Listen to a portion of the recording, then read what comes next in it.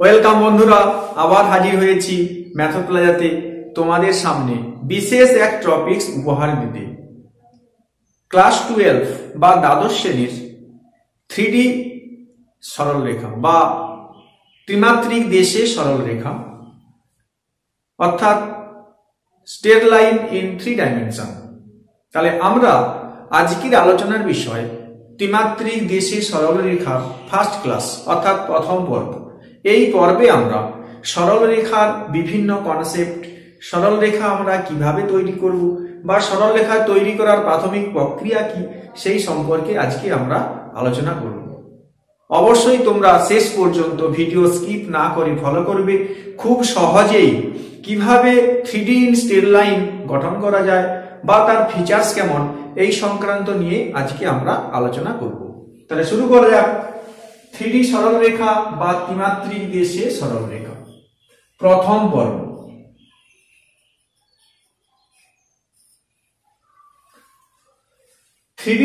সরলরেখা অনেকগুলো চ্যাপ্টার আছে, আজকে আমরা আলোচনা করব ফার্স্ট চ্যাপ্টার দিক কোসাইন ও দিক অনুপাত। তাহলে আমরা প্রথমে জানব দিক কোসাইন বা দিক অনুপাত কি বা কেন আমরা স্টাডি করব। দেখ, প্রথমে বলি সরলরেখা মানে আমরা বলতে পারি একটা ভেক্টর। তাহলে প্রথম কনসেপ্ট সরলরেখা মানেই ভেক্টর। কারণ কি, সরলরেখা মানে তার দিক থাকে এবং নির্দিষ্ট মান থাকে। তাহলে ভেক্টরের কনসেপ্টও সেম। তাহলে সরলরেখা মানেই ভেক্টর, এটা প্রথম কনসেপ্ট। অর্থাৎ এখানে আমরা কোনো সরলরেখার কিছু বের করা মানে বোঝায় আমরা কোনো একটা ভেক্টর কোয়ান্টিটি কিন্তু সেই জিনিসগুলোই আমরা বের করব। তাহলে দিক কোসাইন ও দিক অনুপাত জিনিসটা কি না, কোনো সরলরেখা বা ভেক্টরের কোনো সরলরেখা বা ভেক্টরের অভিমুখ বা দিক জানার জন্য আমরা দিক কোসাইন ও দিক অনুপাত সম্পর্কে জানব। তার মানে কোন একটা সরলরেখা বা ভেক্টরের ডিরেকশন বা অভিমুখ জানার জন্য আমাদের জানতে হবে দিক কোসাইন এবং দিক অনুপাত ব্যাপারটা কি। তাহলে দেখো, অবশ্যই আমাদের এখানে 3 ডাইমেনশন, তাহলে অবশ্যই আমাদের এক্সিস গুলো এক্স, ওয়াই এবং জেড। তাহলে অক্ষগুলো আমরা কেমন ধরেছি দেখো, এন্টি ক্লকওয়াইজ কিন্তু আমাদের অক্ষ ধরতে হয়।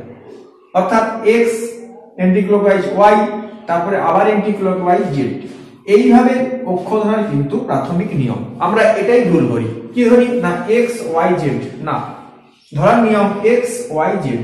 অর্থাৎ এন্টি ক্লকওয়াইজ সেন্সে আমাদের কিন্তু অক্ষগুলোকে প্রথমে ধরতে হবে। তাহলে এটা অবশ্যই অরিজিন ও যার স্থানাঙ্ক 0 0 0। যেহেতু 3 ডাইমেনশন, তাহলে তিনটে করে উপাংশ থাকবে। প্রথমে একটা x স্থানাঙ্ক, দ্বিতীয়টা y স্থানাঙ্ক, তৃতীয়টা z স্থানাঙ্ক। মনে করো কোন একটা সরলরেখা OR।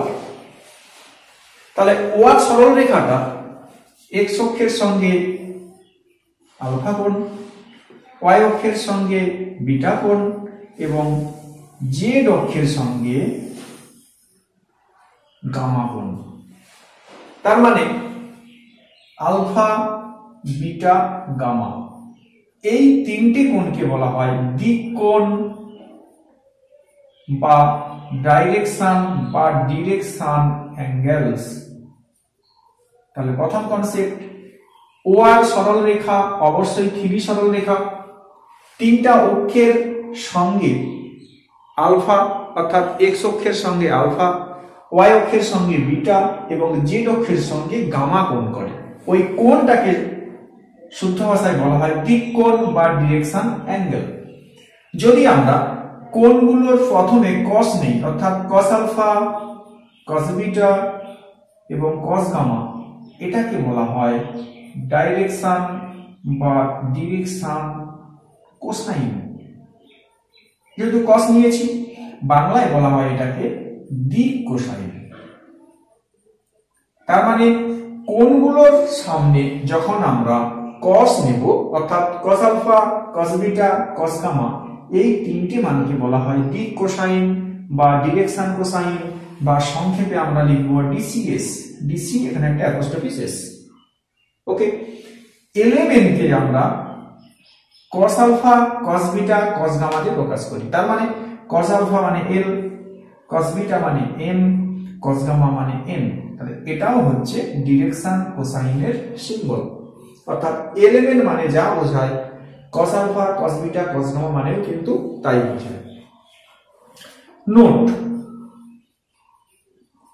ডিরেকশন কোসাইন গুলোর বর্গের সমষ্টি, অর্থাৎ cos square alpha plus cos square beta plus cos square gamma equal to 1।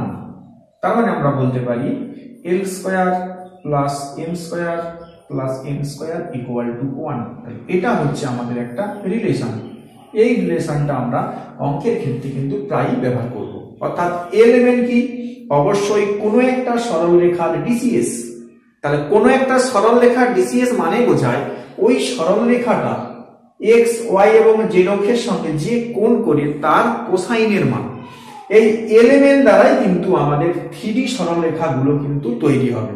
অর্থাৎ direction cosine very much important কোনো একটা সরলরেখা তৈরির ক্ষেত্রে। তাহলে ডিরেকশন কোসাইন বা দিক কোসাইন ব্যাপারটা কি না, কোনো একটা সরলরেখা ওয়ার 3D সরলরেখা এক্স, ওয়াই, জেড অক্ষের সঙ্গে যে কোণ করে তাদের কোসাইনের মানগুলিকে বলা হয় ডিসিএস বা ডিরেকশন কোসাইন বা দিক কোসাইন। দিক কোসাইন গুলোর বর্গের সমষ্টি হয় সর্বদা 1, অর্থাৎ L square plus M square plus N square equal to 1। যদি আমরা এটা একটু ক্যালকুলেশন করে নেই, আরেকটা আমরা জিনিস পেয়ে যাব, cos স্কয়ার আলফা মানে বলতে পারি 1 minus sin square alpha plus cos square beta মানে 1 minus sin square beta plus cos square gamma মানে 1 minus sin square gamma equal to 1। যদি আমরা ক্যালকুলেশন করে নেই 1 1 1, তাহলে অবশ্যই 3 মাইনাস যদি কমন নেই sin square alpha plus sin square beta plus sin square gamma equal to 1। তাহলে ক্যালকুলেশন করলে আমরা কি পাবো না, sin square alpha plus sin square beta plus sin square gamma equal to 2। তাহলে এটাও কিন্তু পরীক্ষায় আমাদের প্রমাণ করতে দেয়, বলে দেবে প্রমাণ করো sin square alpha plus sin square beta plus sin square gamma equal to 2।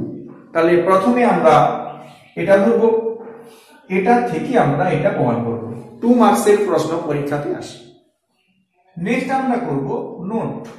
তাহলে আরেকটা নোট হচ্ছে alpha plus beta plus gamma not equal to 2 পাই।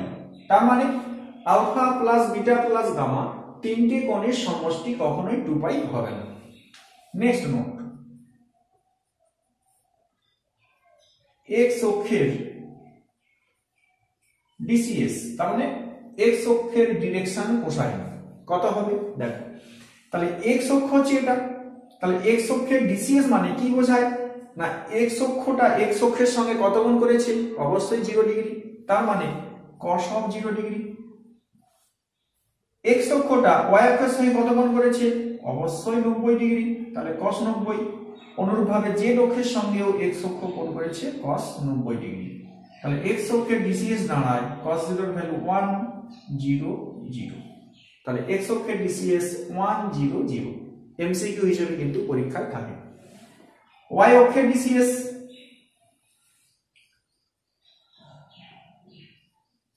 অবশ্যই কত হবে, ওয়াই অক্ষটা এক্স অক্ষের সঙ্গে কত কোণ করেছে 90 ডিগ্রি, তাহলে cos 90 cos 0 cos 90 equal to 0 1 0। Z অক্ষের ডিসিএস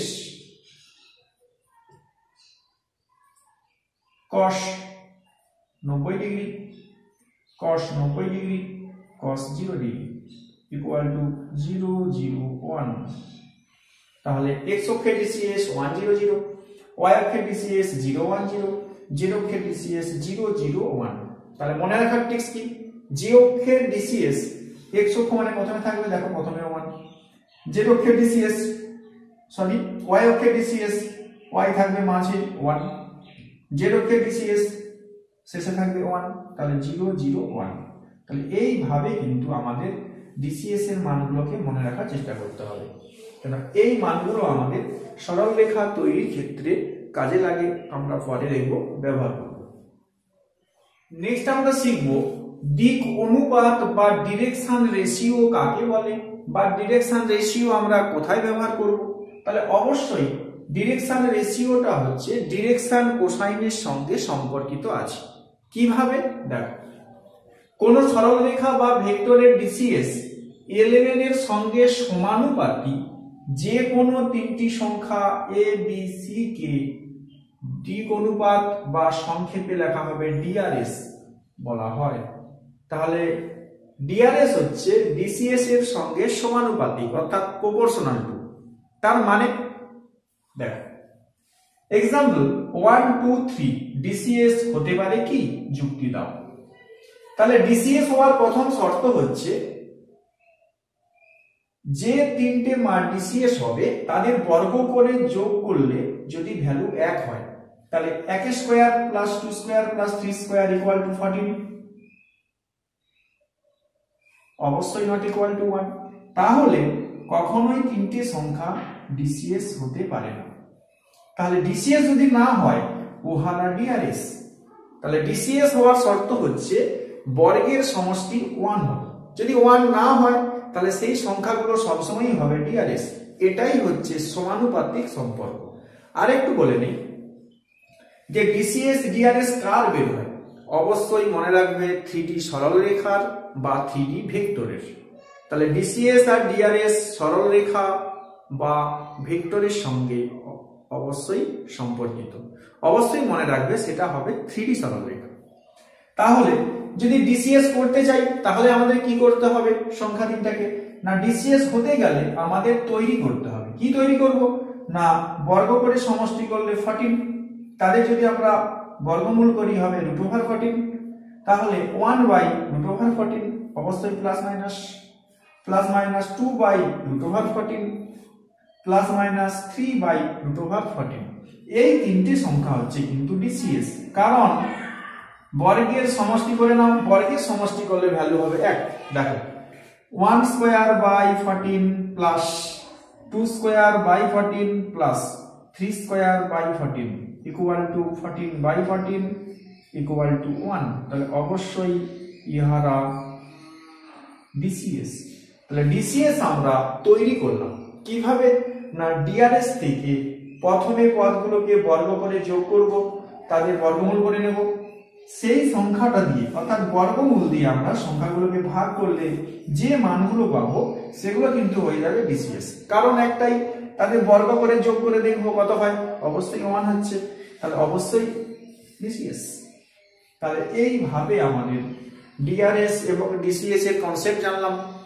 খুব সহজেই আমরা ডিসিএস এবং ডিআরএস সম্পর্কে আলোচনা করতে পারলাম। পরবর্তী ভিডিওতে তোমরা দেখতে পাবে ডিসিএস ও ডিআরএস সম্পর্কিত আরো কিছু প্রবলেম এবং কিভাবে আমরা থিওরিগুলোকে আরো তৈরি করব, এই সংক্রান্ত আলোচনা তোমরা পরবর্তী ভিডিওতে দেখতে পাবে। Thank you for watching.